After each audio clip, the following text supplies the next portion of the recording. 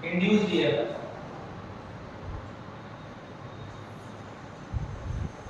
Induced क्या है आगे?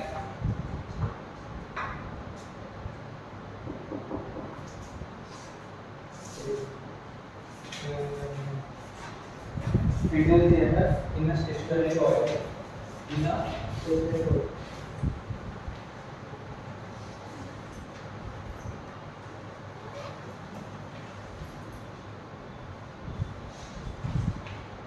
stationary coil in a stationary coil in changing magnetic field in changing magnetic field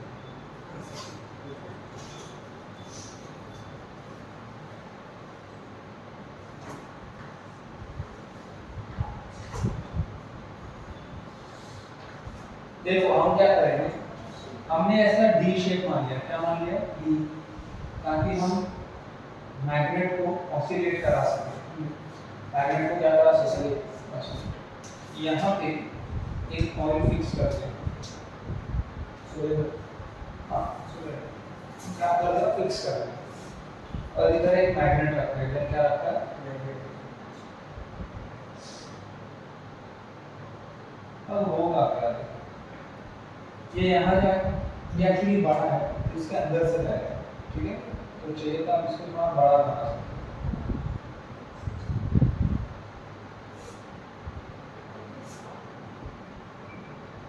ठीक है इसके अंदर यहाँ जाएगा और फिर वापस आएगा ऐसा करके क्या करेगा ऑसिलेट करेगा क्या करेगा ऑसिलेट करेगा अब मान लो कि इनिशियल एंगल जो इसका मैक्सिमम है इससे कितना थीटा नॉट दूर है कितना दूर है थीटा नॉट या थीटा दिया हम थीटा नॉट लेके सॉल्व करें कोई फर्क नहीं पड़ता उसका ठीक है थीटा नॉट इसका एम्पलीट्यूड है थीटा नॉट क्या है एम्पलीट्यूड तो समझ में आ रहा है हां थीटा नॉट एम्पलीट्यूड इसलिए क्योंकि ये मैक्सिमम है हां फिर यहां से वो अंदर जाएगा हां फिर यहां पे मैक्सिमम थीटा नॉट आएगा और ऐसे ही वो ऑसिलेट करेगा थीटा नॉट आपका क्या हो गया एम्पलीट्यूड और हम लोग यहाँ पे दो ग्राफ बना ठीक है टाइम के रिस्पेक्ट में किसके रिस्पेक्ट में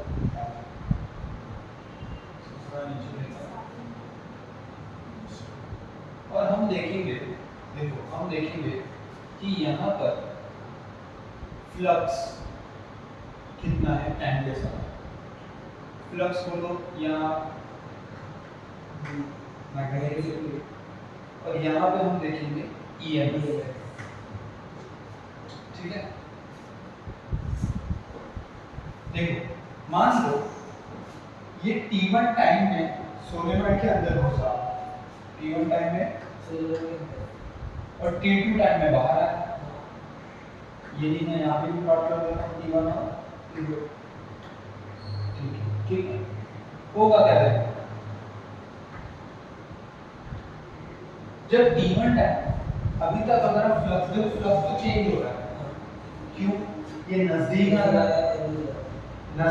है तो ऑब्वियसली नंबर ऑफ लाइंस अंदर ज्यादा जा रहा है तो फ्लक्स बढ़ रहा है और ये टाइम का कम हो रहा है अगर आप ध्यान से देखो यहाँ तक कितना फ्लक्स नहीं होगा यहाँ तक इतना फ्लक्स नहीं होगा तो t1 के पहले बहुत ही थोड़ा सा आपका फ्लक्स होगा फिर क्या होगा आप अंदर चले गए जैसे आप अंदर गए फ्लक्स अचानक से स्पाइक हो गया ठीक है फ्लक्स अचानक से बढ़ गया और जब आप यहाँ रहो चाहे यहाँ रहो फ्लक्स तो सेम ही है क्योंकि आप सोलेनॉइड के अंदर हो ना यहाँ रहो या यहाँ रहो आपका पूरा का पूरा मैग्नेट सोलेनॉइड के अंदर है तो T1 से T2 तक फ्लक्स बदलने वाला नहीं है उतना ही रहेगा और जैसे बाहर आएगा फिर से एकदम से क्या हो जाएगा खत्म हो जाएगा क्लियर यस सर अब मुझे ईएमएफ ड्रॉ करना ईएमएफ क्या होता है E is minus of d phi by dt dt मतलब वो चेंज ऑफ फ्लक्स का नेगेटिव होता है तो जब मैं बोलूं कि d phi by dt positive क्या हो पॉजिटिव यानी कि फ्लक्स इज इंक्रीजिंग टाइम के साथ फ्लक्स इज इंक्रीज तब आपका ई नेगेटिव होगा। तो ये क्या होगा? ई नेगेटिव। अगर मैं बोल दूं कि d∅dt आपका नेगेटिव है, क्या है? Negative, that means flux is decreasing, increasing, तो आपका ई क्या हो जाएगा? पॉजिटिव। अगर यहाँ देखो ये एक इंटरवल है, हाँ ये इंटरवल में फ्लक्स बढ़ रहा है, हाँ फ्लक्स क्या हो रहा है? बढ़ रहा है, यानी कि ई नेगेटिव, नेगेटिव, ई क्या होगा? नेगेटिव। नेगेटिव। तो ऐसा हम बना। अच्छा यहाँ पे फ्लक्स कांस्टेंट है, कांस्टेंट का डेरिवेटिव जीरो होता है, कांस्टेंट का डेरिवेटिव जीरो।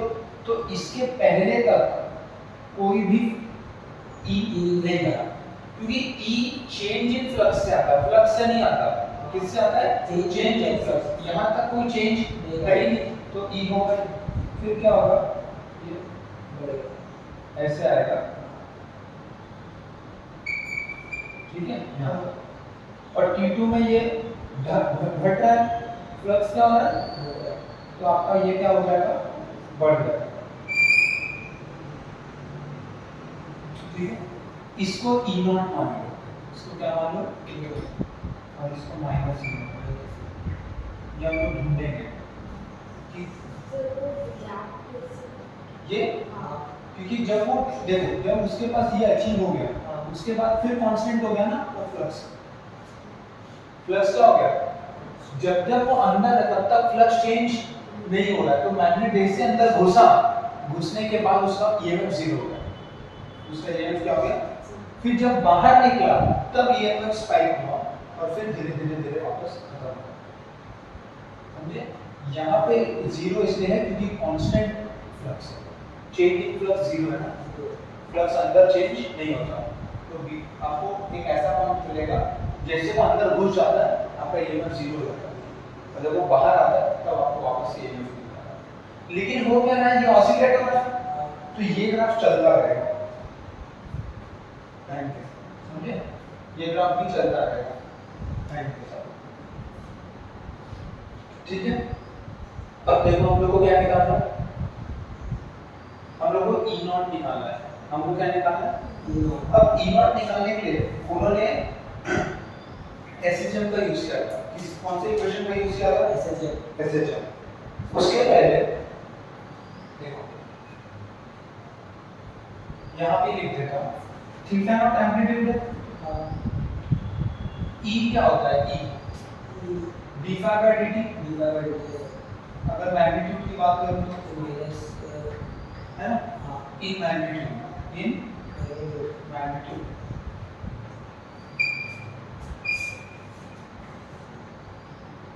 फायर क्या ऐसी चीज पे डिपेंड है जो वो चीज पे T पे डिपेंड?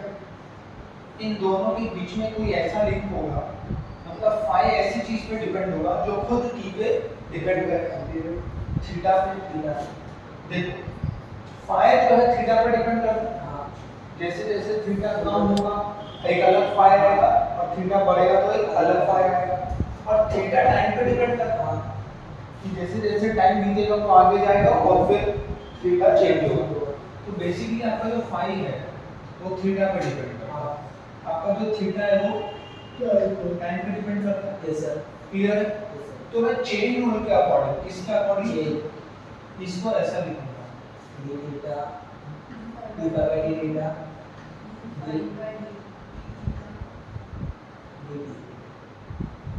ये यही देखो यूजुअली क्या होता है कि बोलते हैं ये और ये कैंसिल हो जाएगा और ये वापस आ जाएगा। मैथ्स में ऐसा नहीं होता, तो कैंसिल ये से समझाने का एक तरीका है, डेरिवेटिव वो कैंसिल नहीं हो जाएगा नीचे नीचे, ठीक है। इसका मतलब आप फाई को थीटा से डिफरेंशिएट कर रहे हो, इसका मतलब आप थीटा को t से डिफरेंशिएट कर रहे हो।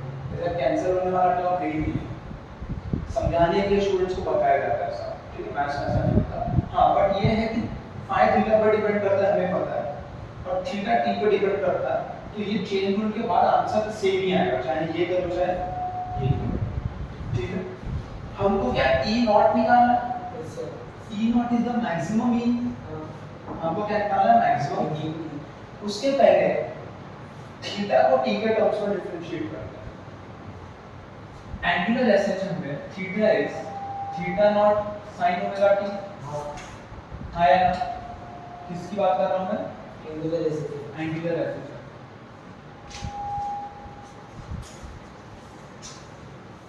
पहले एक इक्वेशन आता था ना, x is a sin omega t। हाँ हाँ या ना? Yes sir. तो theta equal to theta not sin omega t।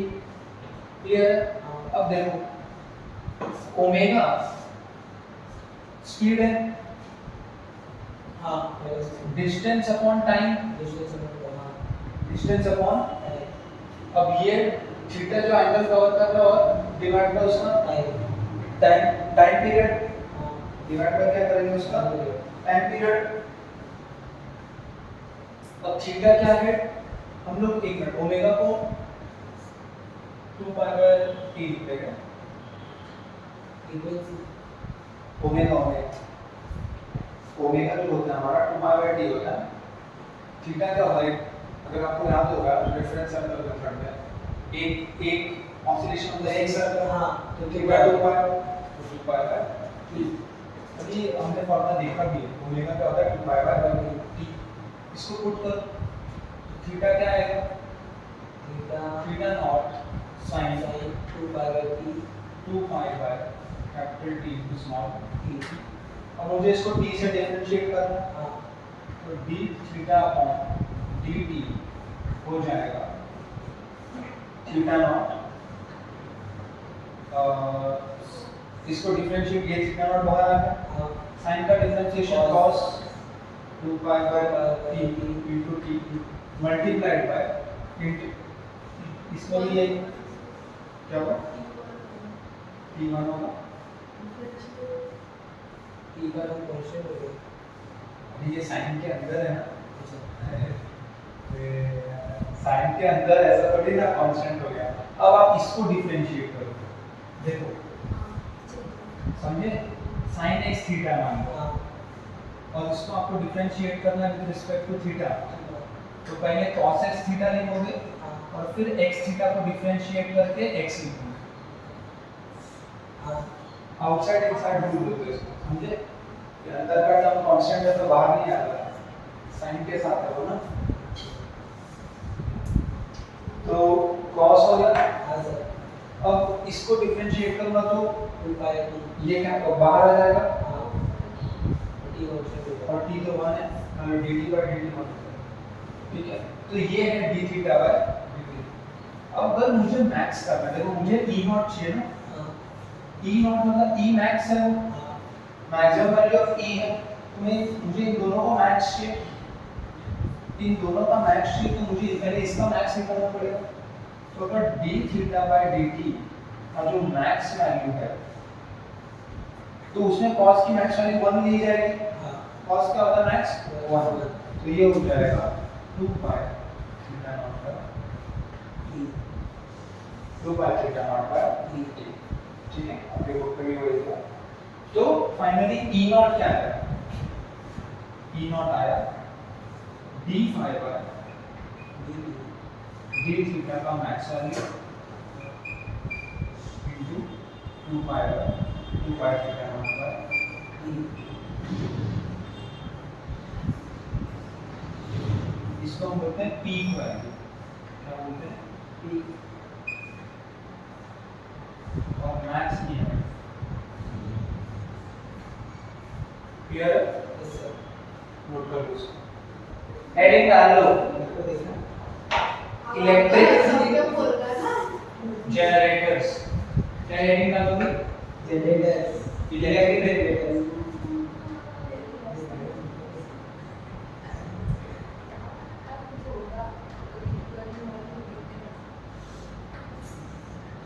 अगर आप जनरेटर को देखो तो उसका काम है करंट को जनरेट करना। इलेक्ट्रिक जनरेटर का काम है करंट को जनरेट करना और ये एसी करंट को जनरेट करता है। इंडिया में आई थिंक 50 हर्ट्ज की फ्रीक्वेंसी वाला एसी करंट आता है घरों में, शायद बाहर 100-150 आता है। खैर, इसको बनाने के लिए हम दो मैग्नेट्स लेंगे, नॉर्थ पोल और साउथ पोल। ये आपका नॉर्थ है और मान लो ये साउथ आपका साउथ है। यहाँ पे आपने कॉइल रखा है, क्या रखा है? कॉइल। आपने क्या रखा है? कॉइल। अब उन्होंने आगे दिया है कि कॉइल के आगे उन्होंने एक लाइट को अटैच कर दिया है, जो भी है ना, ताकि जब करंट जनरेट हो तो बल्ब जल जाए और हमें पता चल जाए कि करंट जनरेट हो चुका है। खैर उससे कोई खास फर्क नहीं पड़ता। आप ऐसा समझो कि यहाँ पे ऐसा हैंडल है, ठीक है, और इससे अटैच है आपका एक बल्ब, जैसे कि अटैच है आपका एक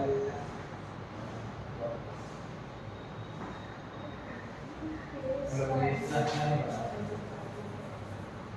उसको अच्छे से बना।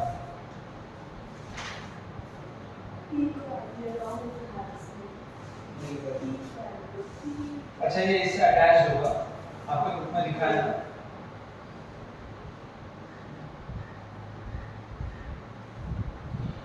ठीक है। और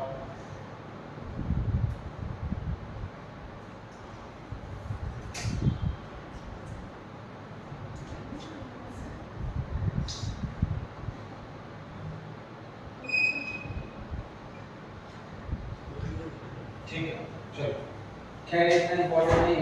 इम्पोर्टेंट ये है समझना कि ये नॉर्थ पोल है, साउथ पोल है, उससे लग के आपको एक इलेक्ट्रिक कॉइल है, यहाँ से हम करंट जनरेट करेंगे इस कॉइल में, और करंट जनरेट होगा तो बल्ब जल जाएगा, तो बल्ब अटैच रहता है ताकि समझ में आ जाए कि करंट जनरेट हो गया है, ठीक है। तो मैग्नेटिक फील्ड ऐसा होगा, नॉर्थ टू साउथ। तो अगर आप ध्यान से देखो, मान लो ये कॉइल है ना, अगर आप सामने से देखो आपको सिर्फ ये लाइन दिखेगी, है ना। अब कॉइल क्या हो रहा है? रोटेट हो रहा है। अब कॉइल रोटेट किसी भी तरीके से हो सकता है, आप खुद से हाथ से भी घुमा सकते हो तो भी करंट जनरेट हो जाता है। देखो मैंने आपको बोला था कि फ्लक्स क्या होता है? बी ए साइन या कॉस, साइन कॉस बी ए कॉस थीटा। चाहे बी बदलो तब फ्लक्स बदलेगा, चाहे ए बदलो तब प्लस बदलेगा या थीटा बदलो प्लस तो भी फ्लक्स बदलेगा।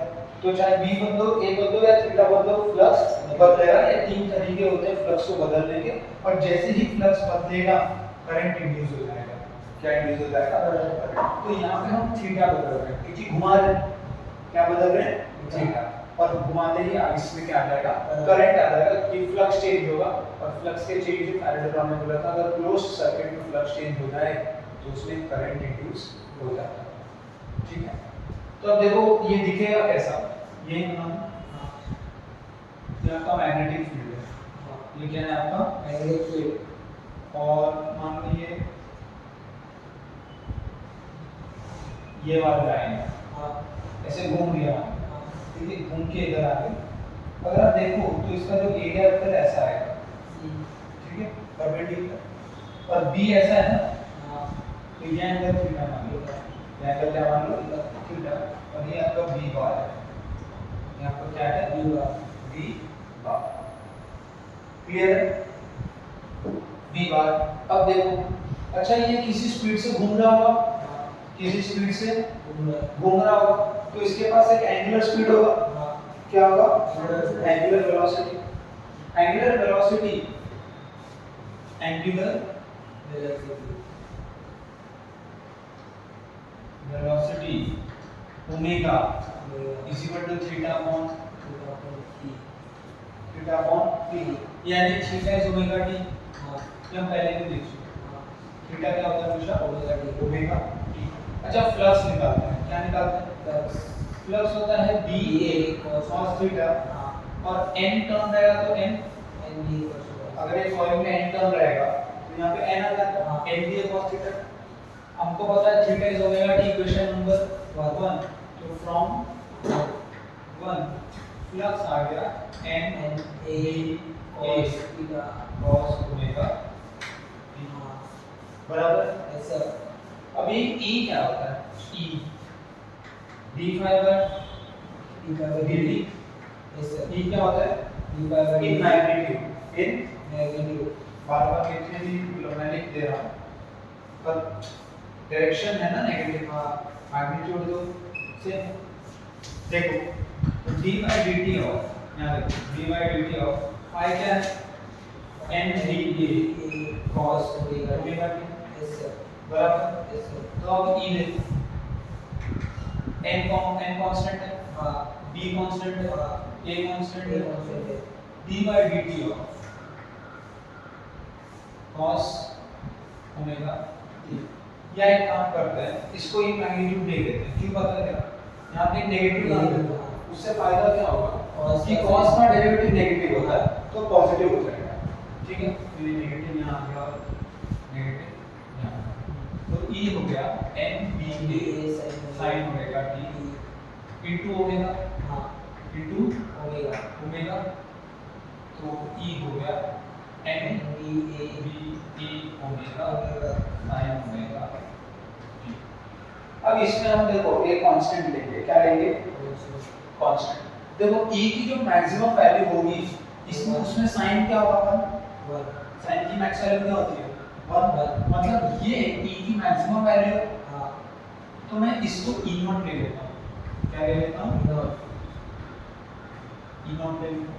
e0 क्या है, nba omega which is the peak value, peak em बराबर क्या है, e0 क्या होता है, पीक emf, जो यहाँ पर है nba ओमेगा, तो e क्या आ गया, e0 sin ओमेगा t, हाँ sir e0 into sine omega T ये चाहिए तो आप इसको 2 ले लो और फ्रॉम 2 ले लो, फ्रॉम 2 ठीक है, e क्या आ गया, e0 sin ओमेगा t। अगर ध्यान से देखो मैं ग्राफ बनाऊंगा, क्या बनाऊंगा, ग्राफ बनाऊंगा और यहाँ पे मैं रख दूंगा e को, मैं किसको रख दूंगा, e को, ये प्लस e0 ये, देखो हो क्या है, देखो sin की वैल्यू मैक्सिमम +1, हाँ तो e की maximum value plus e0, sin की मिनिमम वैल्यू -1, तो e की मिनिमम वैल्यू -e0, और sin कर्व है ये बीच में ऑसिलेट ऐसा करता रहेगा, कौन सा कर्व है, ये है टाइम, है ना, क्या है, मतलब कि आपको कभी प्लस emf आ रहा है, कभी माइनस emf, कभी प्लस कभी माइनस, इसीलिए अल्टरनेटिंग करंट है, इसीलिए क्या है ये अल्टरनेटिंग करंट, या तो पहले अल्टरनेटिंग ईएमएफ बोलो, तो वो अल्टरनेटिंग ईएमएफ आपको अल्टरनेटिंग करंट है। होता क्या है, पोलैरिटी चेंज होती है इस पॉइंट पे पोलैरिटी चेंज होती है, मतलब देखो यहाँ आएगा तो उसका प्लस टर्मिनल माइनस बन जाएगा, माइनस टर्मिनल प्लस, मतलब पोलैरिटी चेंज होगी, फिर यहाँ चेंज होगी, फिर यहाँ चेंज होगी, फिर यहाँ चेंज होगी, ऐसा जब जब वो एक्सिस को कट करेगा उसकी पोलैरिटी चेंज होगी। और Indian house hold I think उसका जो फ्रीक्वेंसी होता है 50 हर्ट्ज होता है, कितना होता है 50 हर्ट्ज, मतलब 1 सेकंड में 50 बार पोलैरिटी चेंज कर देता है, 1 सेकंड में कितना पोलैरिटी चेंज करेगा, 50 बार, ठीक है, यस सर देखो इसको नाम से ही पता चल रहा है कि इसमें क्या हो रहा है, इसमें पहले हो रहा है इंडक्शन, क्या हो रहा है पहले, energy induction and energy transfer, देखो करंट को इंड्यूस कराना आपको आता है, हाँ मैग्नेटिक फ्लक्स को चेंज चेंज करना, मैग्नेटिक फ्लक्स को चेंज कर दो तो क्या इलेक्ट्रिक करंट इंड्यूस हो जाएगा, यस सर फिर हम उसको ट्रांसफर करेंगे because energy neither can be created nor destroy but can be transferred from one form to another form। तो हमारे पास जो मैकेनिकल वर्क पहले हम करेंगे, उससे इंडक्शन करेंगे, उससे क्या करेंगे, वो इंडक्शन हमारे मैकेनिकल वर्क को हीट में कन्वर्ट करेगा, ठीक है। तो देखो होता क्या है, मान लो आपके पास ये मैग्नेटिक फील्ड है बोर्ड के अंदर, उसमें आपने एक ऐसा कॉइल रख दिया या क्लोज सर्किट रख दिया, हाँ सर कोई दिक्कत तो नहीं रहता है, नहीं चलो अच्छी, इसके डिस्टेंस को x मान लो जो मैग्नेटिक फील्ड के अंदर है, और इसका लेंथ l है, इसका लेंथ l, आपने क्या किया, एक कांस्टेंट वेलोसिटी से इसको पुल किया, ठीक, क्या किया, कांस्टेंट वेलोसिटी से पुल किया। अब इसमें हो गया, इसमें फ्लक्स चेंज हो रहा है, हाँ इसमें फ्लक्स चेंज हो रहा है, क्योंकि जब ये बाहर आएगा तो इसका अंदर का जो मैग्नेटिक फील्ड है वो कम हो रहा है, मैग्नेटिक फील्ड क्या हो रहा है कम, यानी कि फ्लक्स चेंज हो रहा है, यानी कि ईएमएफ रिड्यूस होगा, मतलब एक नया करंट आएगा। और आपको पता है अगर करंट मैग्नेटिक फील्ड के अंदर आया तो उसमें मैग्नेटिक फोर्स लगेगा। तो इसमें दो कांसेप्ट एक साथ हम लगा के देखेंगे क्या होता है। पहले फ्लक्स देखो, फ्लक्स होता है n ba cos theta. Flux क्या होता है nba cos थीटा। इधर n 1 है, n क्या है उसको हटा देते हैं, ठीक है। अब थीटा क्या है, b और a के एंगल, b और a cos थीटा। देखो b अंदर जा रहा है, एरिया वेक्टर भी अंदर ले लो, थीटा क्या हो जाएगा 0, तो फिर cos 0 1 और 0 क्या होगा 1। तो ये पहले लिख दो, b a क्या है l into x into cos theta, theta is 0 degree, तो cos थीटा इज 1 bl, तो फाइ आ जाएगा bl। फिर देखा होगा है ना। अब आपको क्या चाहिए E, that is d phi dt magnetic, तो dy dt ऑफ blx यानी कि E इज b है, b E क्या आ गया b है v। फिर E क्या आ गया df, इसमें क्या इंड्यूस होगा EMF, मतलब current, direction of current is given by Lenz law, direction of induced current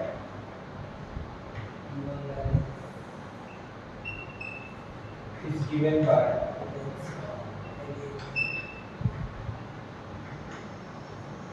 Lenz law. इस केस में देखो क्या है, देखो फ्लक्स लेंज लॉ बोलता है ऐसा करंट बनाओ जिसका मैग्नेटिक फील्ड जिस वजह से वो इंड्यूस किया गया उस वजह को ही अपोज करे। यहाँ पे उस करंट का इंडक्शन मैग्नेटिक फ्लक्स के चेंज होने से आया।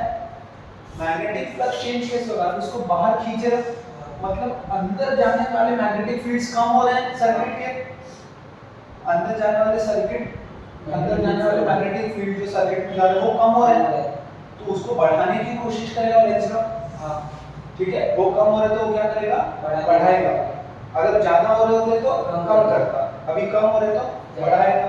तो अंदर मैग्नेटिक फील्ड हो इसके लिए क्या मुझे क्लॉकवाइज करंट देना पड़ेगा, करंट क्या देना पड़ेगा clockwise, therefore current is clockwise, या इंड्यूस्ड करंट इज क्लॉकवाइज, ठीक है। अब देखो, अब इस पे क्या लगेगा मैग्नेटिक फोर्स, अब क्या लगेगा मैग्नेटिक फोर्स। उसके पहले हम लोग करंट देख लें by using Ohm's law, by using Ohm's law, Ohm's law, E is equal to IR, therefore I is equal to E by R, ये ले लो 1 from 1, I is equal to B by R,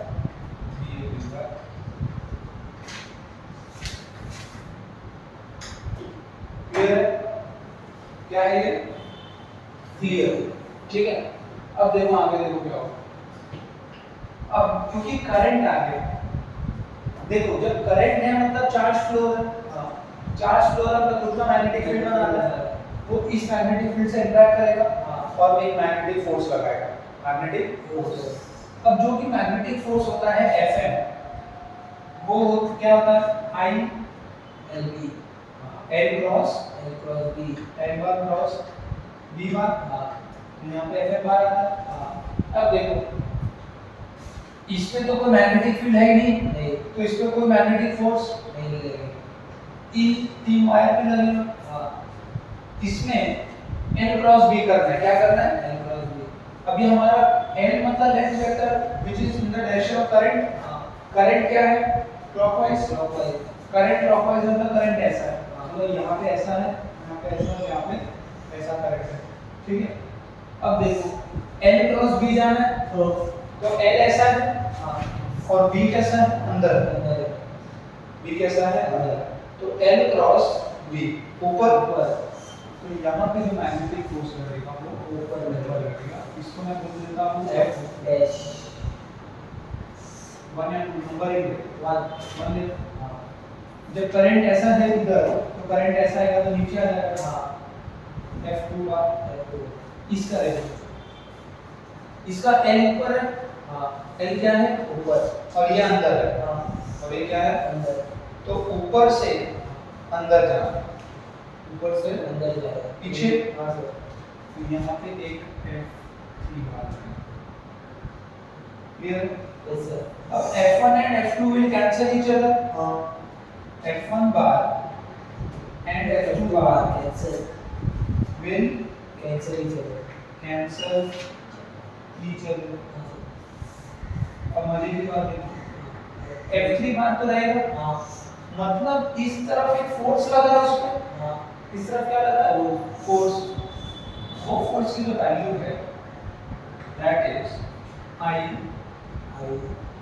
L cross B है ना, sin B sin theta. Theta is L और B के बीच में angle कितना है 90। 90 sin 90 क्या होता है 1 तो थीटा क्या होगा आपका 90 sin थीटा क्या हो गया हाँ 1 तो F3 आ गया आई एल बी I है ये इक्वेशन होगा। बी अच्छा एक बात बताओ, आप इसको कांस्टेंट वेलोसिटी से मूव कर है ना, लेकिन हो क्या रहा है कि पीछे फोर्स लग रहा है। हाँ उस फोर्स को अपोज करने के लिए आप एक इक्वल फोर्स यहाँ लगाओगे हाँ तभी तो आप खींच पाओगे।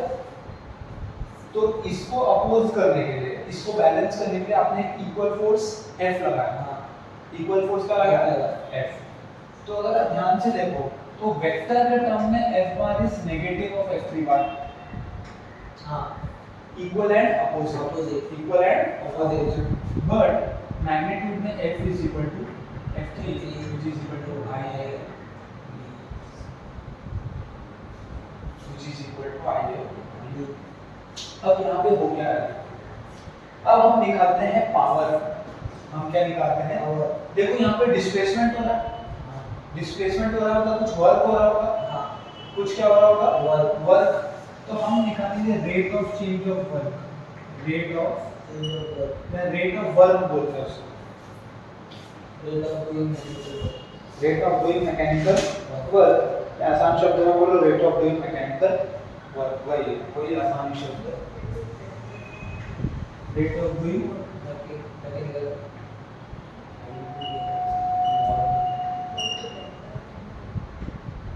इसको पावर बोलते हैं, क्या बोलते हैं पावर। तो क्या आ जाएगा वो पावर,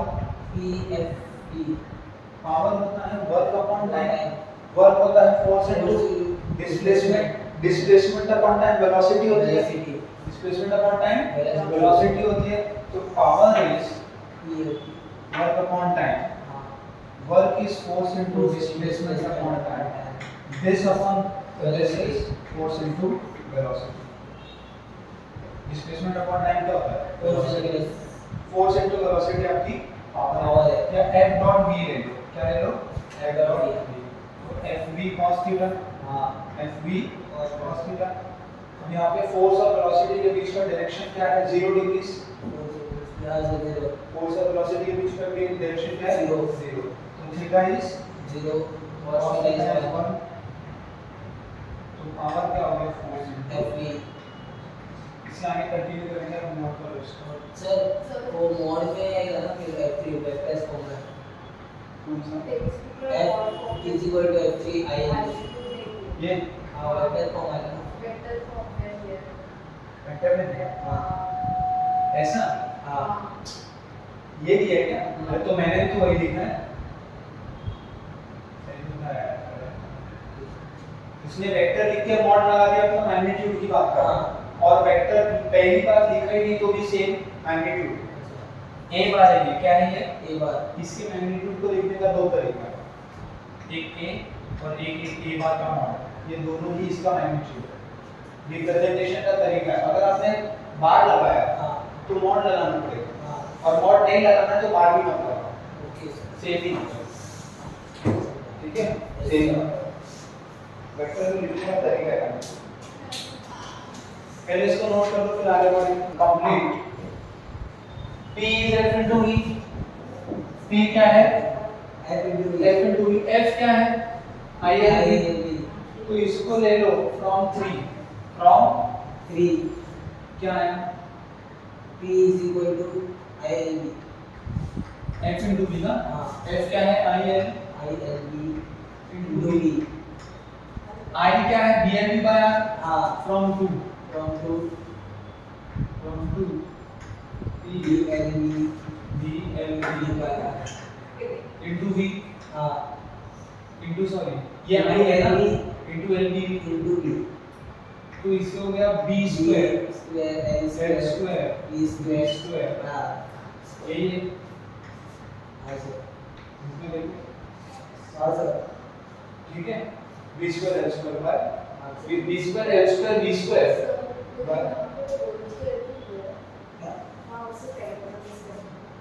क्या हुआ? वहाँ पे आगे नहीं रहता वो ये और इधर है। उस स्क्वायर में आएंगे हम लोग। एक मिनट वो डी पे कैसे लेगा?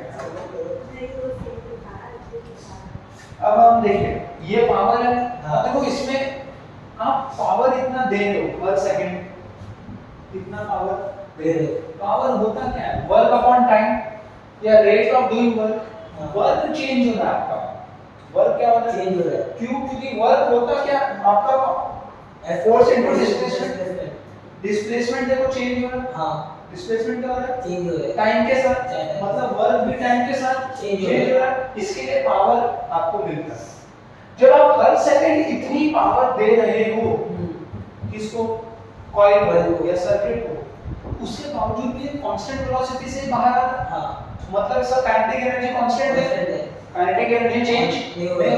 तो ये पावर जा कहाँ रहा है? ये सवाल है।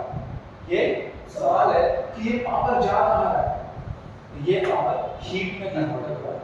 जब आप वर्क करके खींचते हो तो ये गर्म हो जाता है। क्या हो जाता है? गर्म। और हम देखेंगे कि जितना पावर आप दोगे उतना ही हीट निकलेगा। अभी मैथमेटिकली भी देखते हैं इसको। ठीक है? तो rate of production of heat, rate of production of rate of production of heat उसको P से रिप्रेजेंट किया। हाँ सर हीट अपॉन टाइम। हाँ हीट क्या होता है? I square RT। I square I square RT तो पावर क्या हो गया? I square R। हाँ yes sir I square R आगे तक मिटा दो। यस सर आगे का मिटा दो देखो P क्या हो गया? I square R R। I क्या है? BLB by R। तो P क्या आ गया? BLB by R का whole square into R into तो ये हो गया B square L square B square by R by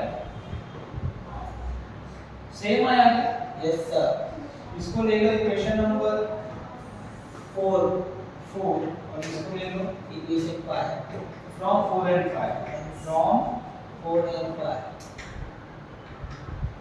rate of doing mechanical work rate of doing mechanical work is same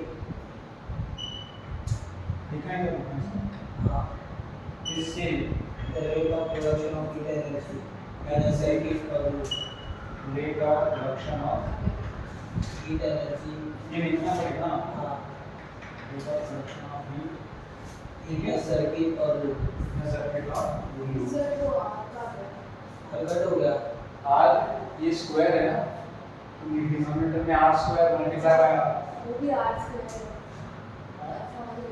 BLB by r का whole square है 30 topic है कौन से topic चलो mechanical work appears as heat therefore mechanical work appears as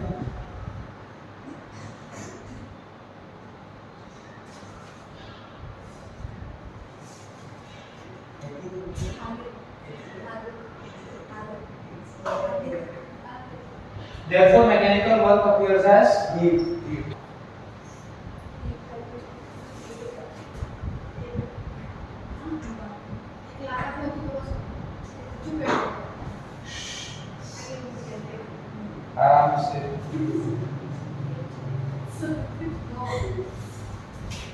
हाँ कैसा ठीक है।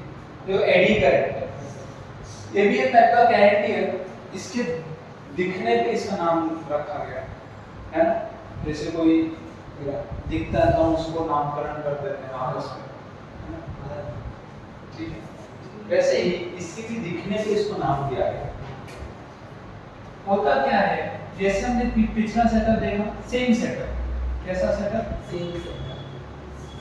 Same setup. यहाँ पे हमने क्या लिया था, कॉइल लिया था, और एक वेलोसिटी v दे रहे थे। यहाँ पे मैग्नेटिक फोर्स F1 लग रहा था हमारा, और यहाँ पे एक फोर्स F लगाना पड़ा।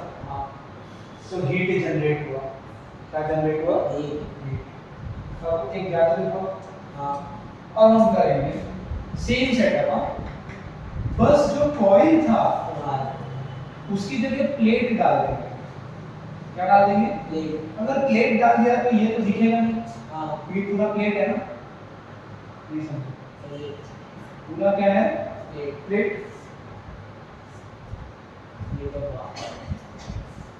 इसको मैं क्या करूंगा, V से बाहर खींचूंगा, अंदर F1 लगेगा, तब बाहर F लगाना पड़ेगा, है ना, बोले इससे भी हीट निकलेगा। क्या निकलेगा,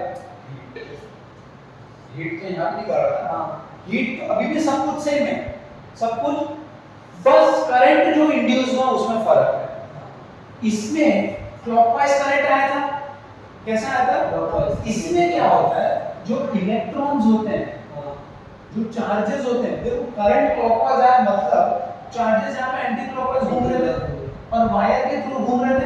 यहाँ पे तो पूरा शीट है ना, तो यहाँ पे जो चार्जेस होते हैं वो एडी कैसा घूमते हैं, कैसा घूमते हैं, एडी मतलब बवंडर, एडी मतलब वर्ल्ड लूप भी बोलते हैं उसको, शायद आपके टेक्स्ट बुक में कोई वर्ड दिया है, देखो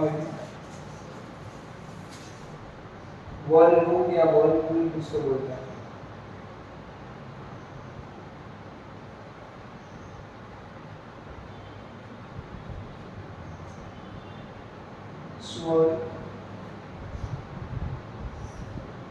ठीक है, नहीं दिया।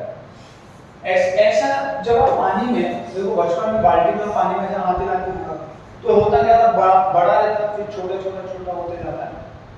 कभी टॉर्नेडो देखा कैसा, ऐसे ही आता है ना, वैसे ही यहाँ पे दिखता है मूवमेंट इलेक्ट्रॉन का, ऐसे ही होता है, उसको एडी बोलते हैं, एडी ऑफ वाटर। क्या बोलते हैं, एडी। तो एडी ऑफ वाटर दिखता है, इसलिए इसका नाम एडी करंट है, इसलिए इसका नाम क्या है, एडी करंट। बस यही टॉपिक है, ठीक है। अब एक एक्सपेरिमेंट भी किया गया, क्या किया गया कि मान लो यहाँ पे एक नॉर्थ पोल रख दिया और यहाँ पे दूसरी तरफ एक साउथ पोल रख दिया, ठीक है, ये आपका मैग्नेटिक फील्ड है, ये आपका मैग्नेटिक फील्ड, यहाँ पे प्लेट को लटका दिया। तो अब ये प्लेट को आपने ऐसा स्विंग किया, ऐसा खींचा और छोड़ दिया, तो प्लेट ऐसा स्विंग कर रहा है, प्लेट क्या करता है, स्विंग, समझे।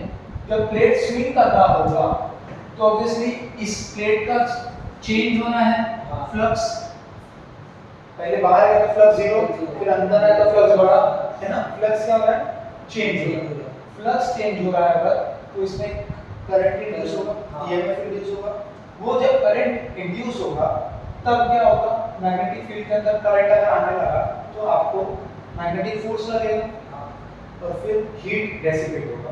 क्या होगा, हीट डेसिपेट होगा, और ये बहुत जल्दी रुक जाएगा, ये बहुत जल्दी रुक जाएगा। क्यों रुक जाएगा, क्योंकि जो हीट है, जो पावर इसमें जा रहा है वो हीट के फॉर्म में उड़ जाएगा। अगर यही नहीं होता मैग्नेटिक फील्ड तो मैग्नेटिक फोर्स भी नहीं लगता, हीट भी जनरेट नहीं होता, तो ये बहुत टाइम तक रोटेट करता। अब ये ऐसा नहीं करेगा, ये जल्दी से रुक जाएगा। इसी को थ्योरेटिकली उन्होंने मेंशन किया, ठीक है। तो उन्होंने इसी को यहाँ पर अगर आप ध्यान से देखो तो किया, देखो, a conducting plate free to rotate about a pivot is allowed to swing down like a pendulum through a magnetic field. In each swing, when the plate enters and leaves the field, a portion of its mechanical energy is transformed to heat energy. After several searching there is no mechanical energy therefore it stops. ठीक है, अब इसको reduce करने का एक तरीका होता है, एडी करंट को रिड्यूस करने का एक तरीका होता है। अब जो मेटालिक प्लेट है उसमें थोड़ा सा पार्ट को हटा दो या डिस्टरबेंस ला दो। देखो उससे होगा क्या, मान लो ये ऐसे घूम रहा था, ठीक है, ऐसे घूम रहा था, करंट जा रहा है, अगर मैंने सर्किट ही ब्रेक कर दिया तो इधर के सारे इलेक्ट्रॉन्स रुक जाएंगे। और एडी करंट क्या हो जाएगा, यहाँ पे खत्म हो जाएगा। तो एडी करंट को रिड्यूस करने का ये तरीका होता है, reduction of eddy current, reduction of. Clear? या आप बीच के भी कुछ हिस्से निकाल सकते हो, मान लो आपने ऐसा सर्कल में निकाल दिया तो भी आपका एडी करंट रिड्यूस होगा। ठीक है, नोट करो।